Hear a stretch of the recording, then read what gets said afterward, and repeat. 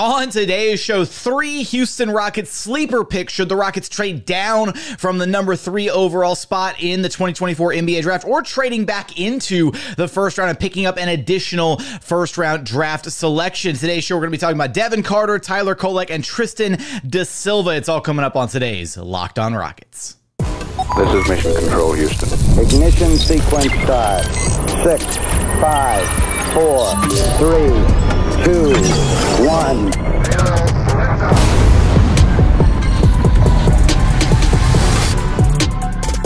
What's up, and welcome to another edition of Locked On Rockets, your daily podcast home for everything Houston Rockets basketball. As always, I'm your host, Jackson Gatlin, native Houstonian and credentialed media member. I'm also the host of Locked On NBA Mondays. Be sure to follow along wherever you listen to your podcasts, or on YouTube, just search Locked On Rockets. Be sure to like, comment, and subscribe. It's the best way you can help us grow our show. Just go to the YouTube video, go comment, go Rockets. It helps us out a ton. Now, today's episode is brought to you by Prize Picks, the easiest and most exciting way to play daily fantasy sports. Go to prizepicks.com/LockedOnNBA and use code all lowercase LockedOnNBA for a first deposit match up to $100. And as always, thank you so much for making Locked On Rockets part of your day every single day, whether it's on your way to work, on your lunch break, in the gym. Thank you for being an everydayer.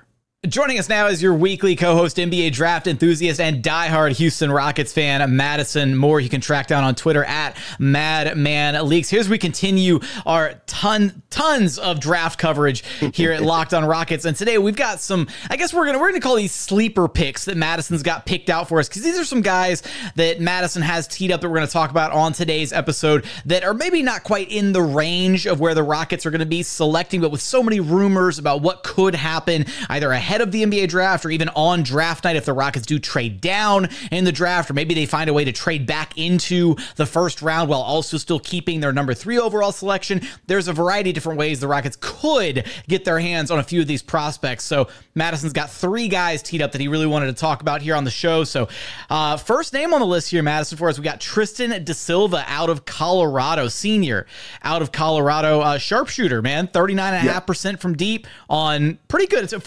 4.8 attempts per game, so he's a shooter right out of the gate. Let's walk us through, why do you like this guy? Yeah, so I love Tristan da Silva because, like you said, he is a very good shooter, but also he has excellent size for the position. He is a 6'8" without shoes, but 6'9", 6'9.5" with shoes. So this guy has tremendous size. He can play the 4. He probably could get away with some 3 and hopefully some small ball 5. But with that size in that shooting combination, and he's an extremely high IQ player. This guy makes all the very good passing reads. He kind of played a little hub situation in Colorado. They could run the offense through him. And with that, and with his face-up game, he has a really nice face-up game. Not only can he shoot, but he can put the ball on the floor and get to the basket and score. He's just a very solid player. And I think Tristan da Silva is the perfect example of when people say this draft is not a bad draft. We just don't know who the stars are yet, right?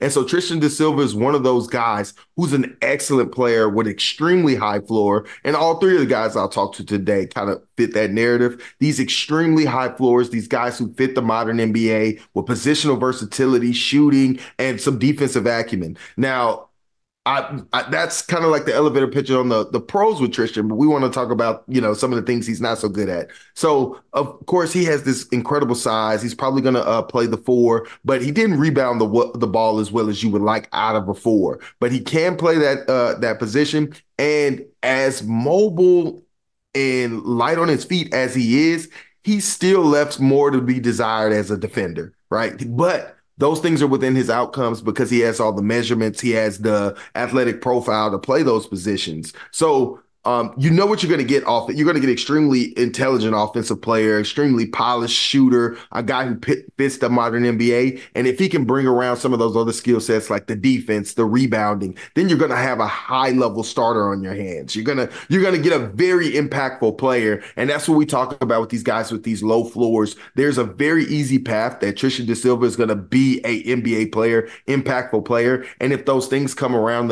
on the defensive end to shore up hit the offensive end, then you're going to see a starter in Tristan da Silva. Yeah, high level rotation player for sure. Just and kind of looking at a couple of the things that I've seen as far as just some of the draft profiles floating around on this guy is a distinct lack of explosiveness. Right, he's not like a crazy uber athlete. Which at the end of the day, unfortunately, if you don't have that like top tier like 99th percentile athleticism, it does kind of dampen your ceiling a little bit about what you could potentially turn into as a player. We've talked about this. We talked about this last week when we did our pod talking about Dalton Connect. Right. Seniors come out there a little bit more polished, right? They're a little bit more put together as players when you get those upperclassmen who kind of already know who they are. So I do like looking at this guy thinking, man, he could just slot in, and this could be a guy that could play some probably NBA minutes, like ready day one, step into a rotation, knows his role, able to knock down shots, be a good defender on that side of the ball. Let's hit me with some of your comps for him, man. Yeah, so these are the type of guys you're looking at with Tristan da Silva. So I got a couple comps for you guys. We'll first start with the low end, and we'll go with Nikola Jovic from on the Miami Heat. Now, that was a guy who was recently drafted 2-3 years and kind of had a breakout year, but had played some really good minutes for the Miami Heat. Still a young player working to get better, but he has a similar profile. Another guy who can do a lot with the ball in his hands, 6'9", 6'10", guy with these pseudo guard skills, but still leaves less to be desired on the defensive end. But he has the IQ. He has the IQ to be in position on time, and because these guys have good size, they find their way onto the basketball court because they have the size to actually defend across positions. So I thought that was a really good comp for him. For median, let's say that offense starts to hit at a higher level. We're looking at a guy like Kyle Kuzma, this rangy forward that is a lightning rod offensively, and can really do a lot of things for you. Still, we like to see a little bit more from Kyle Kuzma defensively, but still is serviceable on the floor. He's not going to get picked on. And that is what the size of Tristan da Silva offers. Another guy in that median range is blast from the pass, Tony Kukoc, guy who could do a lot of stuff, put the ball on the floor, very versatile player. And that's the type of stuff Tristan da Silva can do with that size. And last, we'll get into these I got two guys for the high end. One of the guys I remember from you, this is a really good one for him, but you suggested this last pod for another prospect, and you know what I'm talking about, Hedo Turkoglu. Yes. And so Hedo played a lot on ball, and so did Tristan at Colorado. So he does have some on-ball skills, some on-ball juice. He doesn't have play with a lot of athleticism like Hedo, but you don't need that when you're smart. You have craft, and everything looks the same. Guys can't use their athleticism so much against you if you're not telegraphing your moves. So Hedo Turkoglu is another guy, and I think he has the playmaking. And if that ball handling takes a leap, and the shooting is still there, then we might get a player like Hedo. Lastly, Lauri Markkanen. Lauri Markkanen, I like a lot as a good comp for him because you don't think that type of outcome will come for Tristan. But I think they were very similar prospects when coming out of college. Only Lauri was much, much younger, right? But it took Lauri a long time for him to get his bearings in the league, and he became a journeyman until he got to Utah, and everything kind of settled down for him. And now you see this off-ball threat, this guy who can do it all. He can play the 3 and the 4. He's much better defensively. And all those same question marks we had for Tristan da Silva, Lauri has now answered them and is a marquee player in this league. So a lot of these mocks that I'm seeing for Tristan da Silva have him some of them late teens, early 20s, kind of that range more or less. Is it simply just because he's a senior, or is it what's that's the biggest knock on his game, and that's why we're not seeing him mocked higher? That's the biggest knock. And Jackson, I'm pretty sure this is how these mocks are going, but I'm pretty sure these guys are going to go earlier than what you're seeing on these draft boards. I'm pretty sure Tristan da Silva is going to be a lottery pick, like the back end of the lottery. And it's because you know what you're getting. You're going to get an NBA player, and it's really the crux of, do you want to shoot for the stars in the lottery, right? Do you want to take a big swing on one of these other guys who are less polished, they're going to take a lot of time? Or do you want to get what you know is going to be a very good player and develop them on from that? And I honestly, it's been a kind of philosophy thing I've been thinking about, really limiting these older guys because they're older, but they're still very young players with a lot more to give. I mean, there's older players that come out and become all-stars all the time. And so I don't want to limit these guys. This could be a very high-end prospect with a very high floor, and we maybe should be thinking about these guys higher than this. And I actually have Tristan da Silva on my board in the lottery. It's definitely going to be fun to revisit this draft, 4 or 5, 10 years from now and think, man, like we were so down on this draft, like when it happened, and then potentially reflecting on it, be like, hey, like this was actually like a relatively solid draft. It just didn't have that, those couple shiny picks right at the top of like the big home run swings, the franchise altering talents at the top. But it does feel like the more that we talk about different prospects here, there's going to be a lot of long tenured, like kind of NBA, maybe not journeyman's the right word, but just guys who have, successful NBA careers coming out of this draft potentially. So it's definitely going to be a fun one to reflect on. But coming up, we got another prospect teed up for you guys. Marquette's Tyler Kolek. We're going to get there in just one moment. First, today's episode is brought to you by LinkedIn.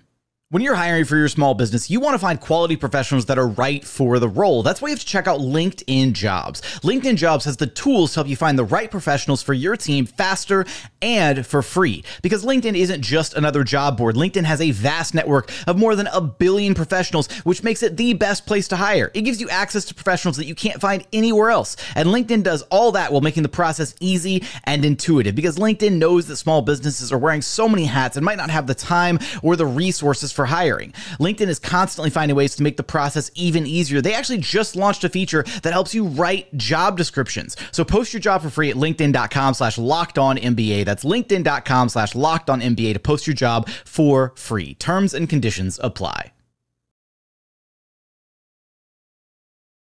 And continuing on here at Locked On Rockets, your daily podcast home for everything Houston Rockets basketball, where we are focusing on some sleeper picks, some potential sleeper picks for the Houston Rockets, working a little bit later in the draft. Although, based on what you said in that first segment, Madison, maybe some of these guys are going to creep and sneak their way up into that draft lottery. But another guy who is a little bit lower on other mock drafts, mock boards, those late teens, early 20s kind of picks, Tyler Kolek from Marquette, who's basically, he's just your kind of tried and true, like point guard, floor general, get guys, set up in the right spots. Is that a decent elevator pitch for him, or how would you kind of sell him, sell his talents? Yeah, man. Tyler Kolek, like you said, is kind of your traditional point guard, right? Guy with the ball that sets everything up, ball in his hands, right? And is a four-year guy. He's tested. He's a leader, right? But the thing about Kolek is Kolek's probably the wonkiest, craziest film I've seen, man. Tyler Kolek just has grit. Like, this guy is super small. Well, not super small, but he's a small, undersized guard. He's 6'1" and a quarter, yes, no shoes, and then wingspan 6'2" and 3/4. Yeah, so if y'all are over here like worried about Reed Sheppard being small, then Tyler Kolek is smaller than Reed Sheppard. So yeah, Tyler Kolek is smaller than Reed Sheppard, but he doesn't play small at all. I mean, this guy is constantly putting pressure on the rim, trying to get to the rim, and make plays for other guys, score at the basket. And he has absolutely no athleticism, no like traditional athleticism. And this guy is just using change of pace, using his strength, knocking guys off his spots just to create the smallest windows. Like these are like tiny windows, and then he just throws it up and it goes in. Like, I have no idea if the way he generates or creates shots will translate. That is how unorthodox it is. It's a lot of the stuff that Brunson does in the paint area, where it's just knocking guys off to just get very tiny windows, and that's all this guy needs to convert. But what's even more impressive is Tyler Kolek is one of the best passing prospects I've ever seen. This guy has a elite passing talent. Elite. This is a NBA ready passing talent. This dude sees the floor amazingly. Like, this guy he can be up there with the top passers in the game right now. This guy finds guys, and he's so deadly with his passing that he leverages to get easy buckets. I've seen several times where guys refuse to rotate over when he beats his man, and they just give him a layup because they're scared he's going to make the pass. That is how elite of a passer this guy is. Okay. Yeah, no, like that's what we're talking about right now. That is the type of the way he sees the floor, the way he's able to make every pass in the book. And they're like flashy. He can do flashy passes. He can make the simple pass. He's a wizard in the pick and roll. And when you combine all those things, like, this is a very, very good prospect, man. This guy, like, that passing is going to translate. And if he is able to convert on those tight windows the same way he's done it on the college level, now he'll have more space. He'll be able to move the ball more readily. And this guy's one of my favorite prospects. I want to give him a lottery grade. I'm trying to move him up right now, but he's not quite there in my lottery yet. But this guy is an amazing point guard who sees the floor, and he shoots it. Shot 38.8% from three. My biggest issues with Kolek is, of course, the size, which, he's a tough defender. I think he competes on that end, but there's just certain things he's not going to be able to do because of his size, right? And secondly, I think he's an excellent three-point shooter, but when I watch the film, and I don't have the numbers on this, but when I watch the film, he made most of his shots off the catch. And when he was dribbling into three-point shots, I don't think he converted at nearly as high as the same clip. But like off the catch, he's amazing three-point shooter. But I didn't see it translate that way. And he needs to be able to shoot and have that thread off the drive, which he does take him. I mean, off the dribble, excuse me, in order for him to convert in a real way. So that's kind of my elevator pitch on Tyler Kolek. The sell is this guy's a good all-around player with really no real weaknesses, right? Other than athleticism, and he has an extreme passing talent. So that kind of vaults him into this, realm of like basketball savant IQ. And those type of guys I don't like to bet against. Look, I mean, the numbers are really impressive across the board, right? So he averaged 15 points a game, mentioned the three-point shooting, 38.8% from downtown on just under 4 attempts per contest. So a pretty decent volume there. 4.9 rebounds, 7.7 assists, only 2.9 turnovers. So clearly takes really good care of the basketball, constantly getting his teammates involved. The way that you were talking about this guy and a couple of the ways that you were talking about how he creates advantages offensively, especially kind of just I don't want to call it reckless level of play, but like the driving ability, the physicality, bumping defenders off to create these small windows, especially around the rim. I have a comp in my mind, so I'm curious. Let's get to your comps because I'm curious what direction you go here. Okay, so low end, I got Pablo Prigioni. I think Pablo Prigioni is a really good comp for him. If none of the other things translate at a very high level, he's going to be able to run a second unit. He just is. He's going to be able to come out, get guys set up, make the right play, and make open shots. That's just baseline what he's going to be able to do, and he's going to compete. So when we get to the median end outcomes, the guy I feel like mirrors some of the ways he scores best is Andre Miller. Well, the way Andre Miller is just in control of everything, has these just subtle knocks you off your spot type things to get buckets and just doesn't make mistakes. I think Tyler Kolek could play a very similar role, and that is a starting level point guard. You know what I mean? Like that is like he has starting level outcomes for me. I think if you add in the flash and the shooting off the dribble comes through in a real way, I think Jason Williams is also another guy that I think is a really good comp for him. I think if he really just goes into another level with the passing in open space, gets out in transition and really runs and ignites offenses, I think Jason Williams can be a guy that translates for him. Okay, and now we get into the high ends, which I think are very unlikely, guys. I just want to say these high ends for these players are very unlikely. Their ceilings aren't really this high,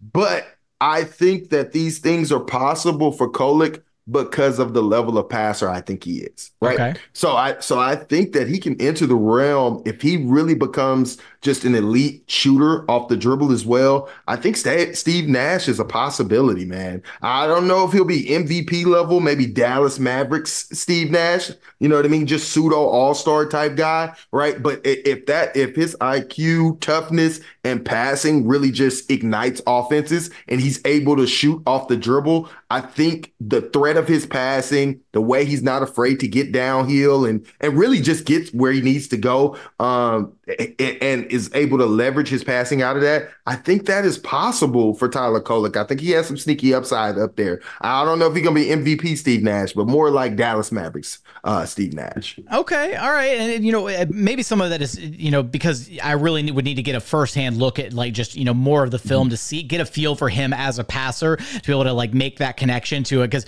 the moment you start mentioning Steve Nash, like, my ears perk up a little bit. That's why I have to. That's a real strong comp. Yeah. We have to slow our brakes, man. It's hard to find guys with this level of passing. And I really think this guy just has a whole nother, but he has to be able to shoot very well off the dribble to become Steve Nash. And this is highly unlikely. This is highly unlikely for him. He's going to be more in this median tier, median to low. But I think though that window and that path is possible because of the level of passer he is. I'm surprised you didn't go with Kyle Lowry here in any of these comps. Oh yeah, Lowry would have been good. Because that's the thing is, like, so early Kyle Lowry, right before he, right around the year that he got promoted and started, anchoring things in the starting lineup for the Rockets. That was the year that his 3-point shooting really took off. But before that, right, Kyle Lowry was like this bruising, strong, undersized point guard, right? He would barrel to the basket. He used his size, his strength to muscle guys off of him, right? Kind of like a bowling ball, just bouncing guys off of him, going towards the basket, finishing around the rim, that kind of thing. And so looking at Tyler's metrics, right, the fact that he weighs about 200 pounds, like he's a stocky guy, right? So he's undersized, but he uses that strength, he uses that physicality to bump guys off their spots, get to where he wants to on the floor, finishing, in the paint, through traffic, around the rim, all that stuff. It was kind of, and then you couple that with the passing. That's why I was thinking Kyle Lowry, kind of like, it sounds like that's that, a much better, but a better shooting version of Kyle Lowry, because that's the thing that Kolek can do right now that Kyle couldn't do out of the gate. He had to work on that over time. So if you're talking, if Kyle Lowry is able to develop a 3-point shot, but then the only hang up with Tyler Kolek is like, all right, he's got to, tighten up that handle a little bit and be able to create some separation on the perimeter to be able to open things up, at least as far as, creating his own perimeter looks, I guess is the best way to put it. Yeah, man. No, Kyle Lowry is a much better comp for high end, man. I really like that. I'm mad I didn't think of that one. That's an excellent comp. I don't think he's as, Kyle's a bit thick, man. Like, you know what I mean? He's really a bowling ball. Yeah, you know what I me? Like, Kolek doesn't have that type. He's not throwing that type of weight around. You know what I mean? So maybe that's why it didn't come to my mind. But that Madison's really trying to say the ass is not that fat with Tyler Kolek. All right, he's not. I think that's why I missed it, but I think the play style is similar. And even the way Kyle Lowry can shoot off the dribble, right? Like he can shoot off the dribble, but he's like much more deadly as a catch and shoot 3-point guy. Exactly, out of the corners. Like that is the type of stuff I think Kolek could get to. So if he just is able to hold up defensively in an average way, and I think he has the toughness to come through, I think that guy could be a really good impact player and threaten starter minutes. And I don't want to limit these guys because they're older players and their upsides. Like these are excellent players, and these are some of the guys that I think will emerge as starters in this league, mainstays in this league, because there are a lot of these type of prospects, and that's why I want to talk about them today. And it really doesn't. We had this conversation the other day, but it bears repeating, right? It does kind of feel like the way that the NBA landscape is going with different, payroll repercussions and stuff and the new CBA and everything, these types of high-level upperclassmen who come out as more polished products are going to be really important, right? Like this is the kind of guy that maybe the Rockets don't get a Tyler Kolek guy, right? But this is the type of guy that like a Denver Nuggets team could sorely use, right? Like if the Denver Nuggets could draft this guy and have him on, 4 years of cost-controlled first-round draft pick salary, like late in the first kind of thing, and then that's, a position that they can coach up, it's not like he needs a ton of development to be ready for NBA minutes, right? That's the kind of guy that a contending team would want to be able to bring into the fold probably right away, because he probably could step in and play some serviceable minutes right out of the gate without having to, come up with this long tenured developmental program like you would for some of these young, underclassmen or guys who are coming out of places like the G League Ignite or overseas, that kind of thing. So at least it's worth noting there. And again, maybe the Rockets aren't in this boat, quite this year, but that's where some of the value is for some of these other players that you'll find a little bit later in the draft. But we've got one more name that we want to talk about here coming up in just one moment. Devin Carter out of Providence. We're going to get there in just one moment. First, today's episode is brought to you by Prize Picks. Prize Picks is America's #1 fantasy sports app with more than 5 million members. It's the most fun and exciting way to get in on the action while you watch your favorite sports and players. You just pick more or less on 2 or more player stats for a shot to win up to 100 times your cash. With Prize Picks, you could turn $10 into $1,000 in a single game watching your favorite sports this summer. You can make a Prize Picks lineup in as little as 60 seconds. And look, the finals may be over, but the hoops action doesn't stop on Prize Picks. Women's basketball is just getting started with young stars like Caitlin Clark and Angel Reese looking to make names for themselves alongside the greats like Breanna Stewart and Asia Wilson. Again, you could win up to 100 times your cash watching them ball out this summer. So if you're thinking about getting into daily fantasy sports, give Prize Picks a chance. Download the app today and use code LOCKEDONNBA for a first deposit match up to $100. Again, download the Prize Picks app and use code LOCKEDONNBA for a first deposit match up to $100. Prize Picks. Pick more, pick less. It's that easy.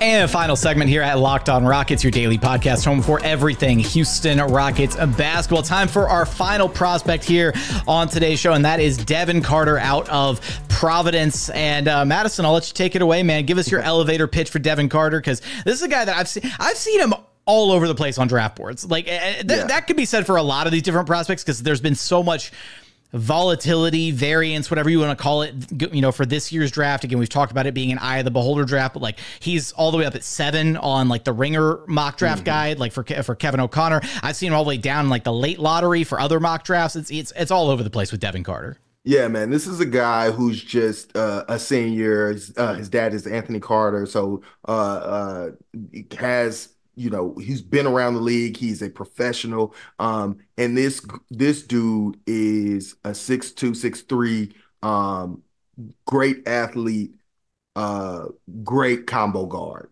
And this guy, he really did everything for Providence this year. And this dude is the epitome of a dog. Plays defense, blocks shots, rebounds. He averaged at 6'2", 6'3", he averaged 8.7 rebounds a game. Like, that's ridiculous for a guard to average 8.7 rebounds a game. This dude makes all the correct reads. He created shots for Providence this year. And the overall sell for this guy is he is a absolute ball of energy all the time, going 100% hard. And he's doing it defensively. He's doing it offensively. He really carries the team. And so every year, I feel like in the draft, there's a guy that goes right in the outside the lottery or in the teens, or like 14, that is just going to, you know, it's going to be a starter level player in this league. Like he just doesn't have the high end outcomes to go in the high lottery,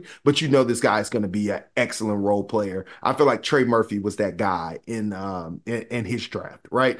This is that guy in this draft. It's Devin Carter. And because we don't have those high-end outcomes in this draft, Devin Carter's going to go in the lottery this year. He is. I hear from other guys that are, you know, well connected, that Devin Carter's killing workouts. He's making all his shots. This dude he's the type of guy who gets underneath guys. He plays excellent defense. And so this is this defensive combo guard. His role in the league will probably be more defensive wing, support wing, right? That can do a little bit of everything. But this dude was a shot creator in college. Like he created shots. He took a lot of tough shots, and he took a lot of tough threes and still shot 37.7% from three. You know what I mean? Like, and I'm talking about step backs. I'm talking about the whole array of things. This guy's highlight reel is electric. Like, I just implore you guys to just go watch some highlights on Devin Carter, and you'll see what we're talking about. But the highlights don't show how good this guy is on defense.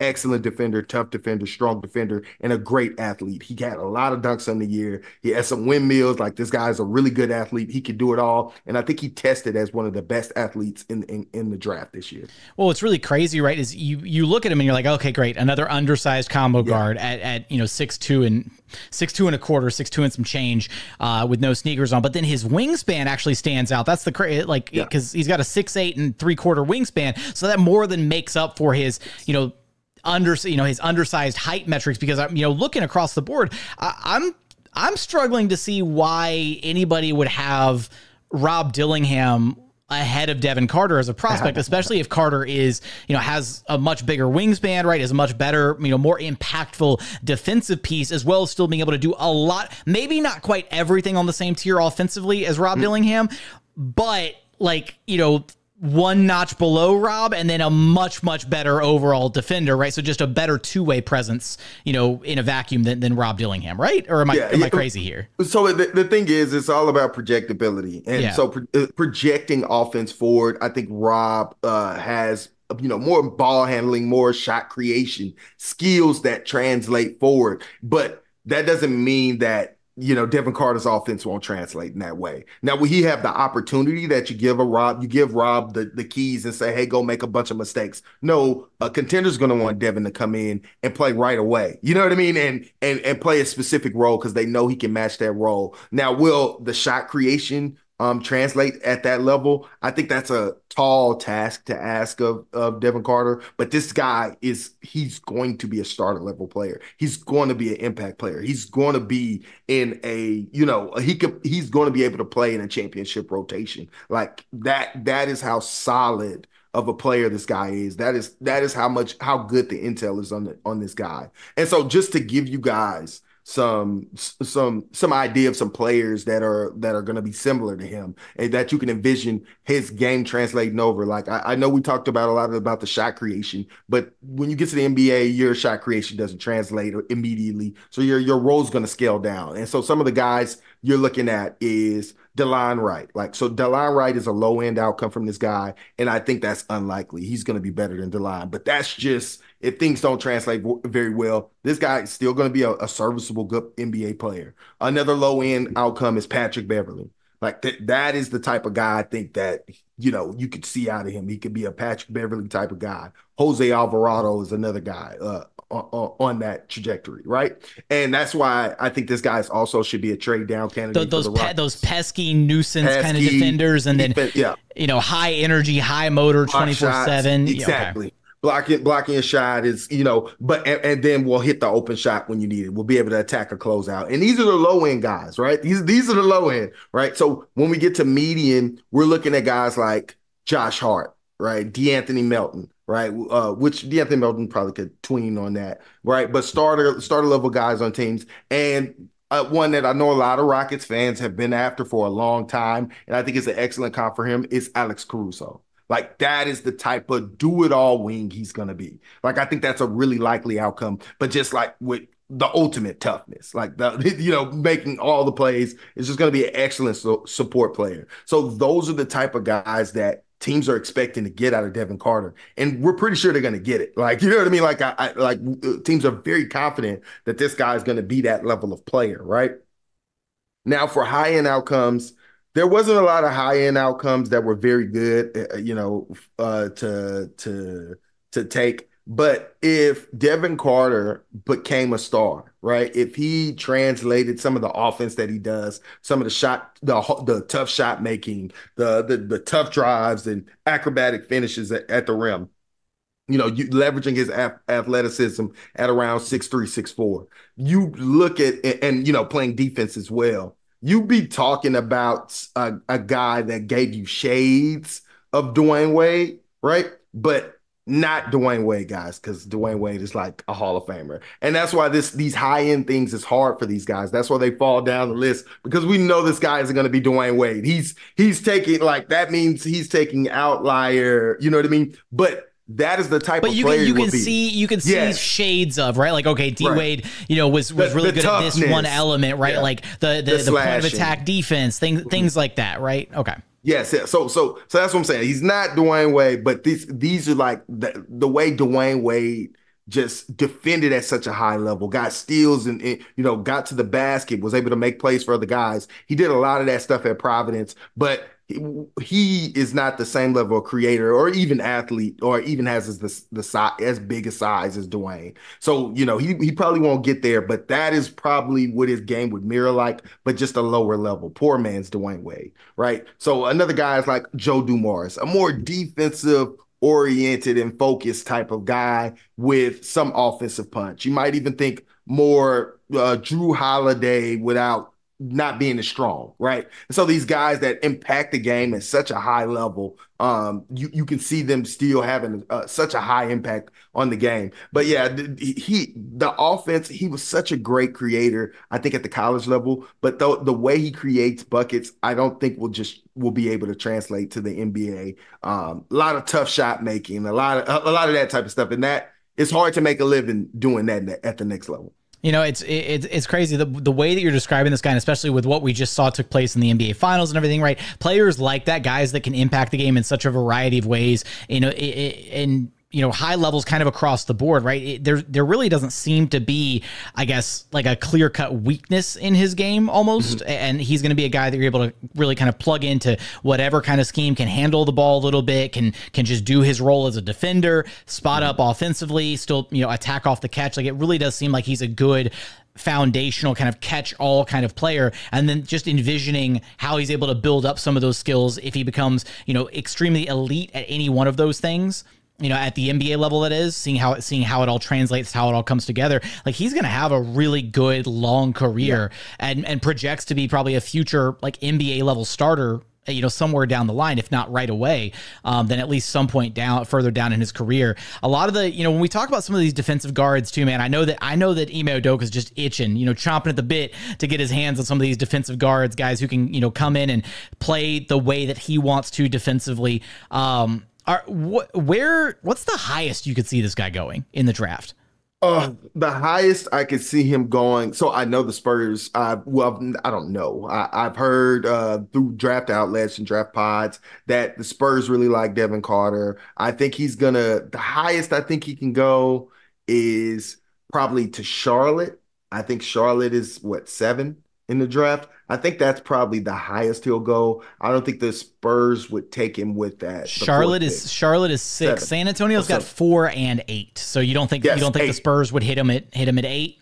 Or yes, hit him at 4, because I'm guessing there's probably somebody. And we also know there's rumors about the Spurs trying to package 4 and 8 to move up, you know, in the draft to get their hands on Shai. So there's all that.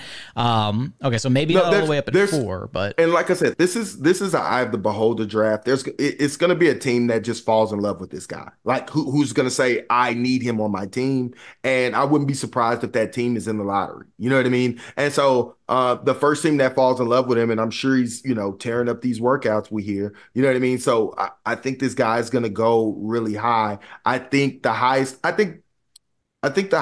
he could go is probably, I think Charlotte would consider him, but opt for a more upside play. But I think the Spurs would definitely seriously consider him at 8. I can also see a team like the Thunder or the Kings taking him at like 12 or 13, right? A guy that can come in and, you know, be serviceable probably right away, right out of the gate. You know, in a limited role, obviously not somebody that you would, you know, he's not the type of prospect like we talked about already with Rob Dillingham, right? Where Rob's going to go to probably a bad team. You give him the keys and let him average, you know, however many points he's going to score, playing 30+ minutes a night with, you know, the downsides to his game, all that stuff. Just let him get the warts, you know, out of the way here in year 1. That's not going to be, oh my God, why am I blanking on his name all of a sudden out of nowhere? Thank you so much. I was like, I'm blanking. We were just talking about this guy for 10 straight minutes, Devin Carter. My goodness. That's not going to be Devin Carter, at least not right out of the gate.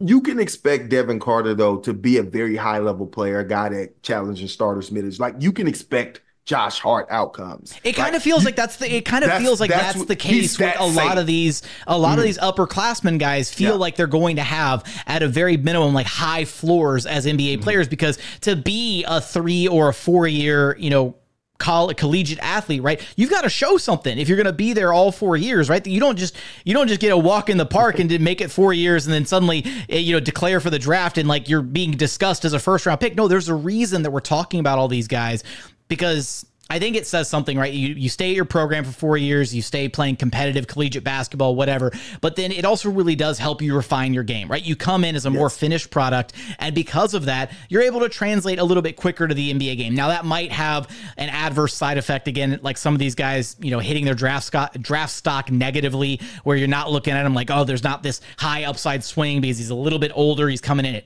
22, 23 years old, whatever.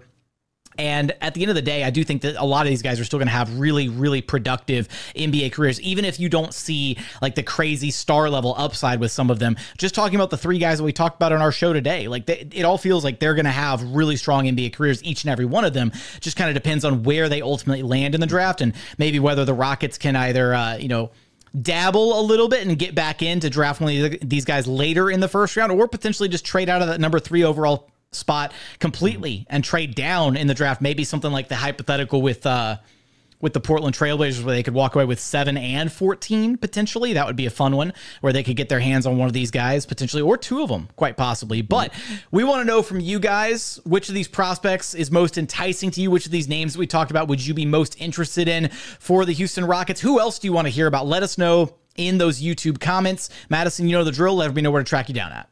Yeah, you can find me on Twitter at MadmanLeaks. Come talk Rockets basketball and NBA draft. That's going to do it for another edition of Locked On Rockets. As always, thank you so much for checking out the show. If you haven't done so yet, please consider subscribing wherever you listen to your podcasts, or on YouTube, just search Locked On Rockets. Be sure to like, comment, subscribe. If you're listening on Apple Podcasts, a 5-star review helps us out a ton. But as always, thank you so much for watching. Thank you so much for listening. And we look forward to having you back right here at Locked On Rockets, your daily podcast home for everything Houston Rockets basketball.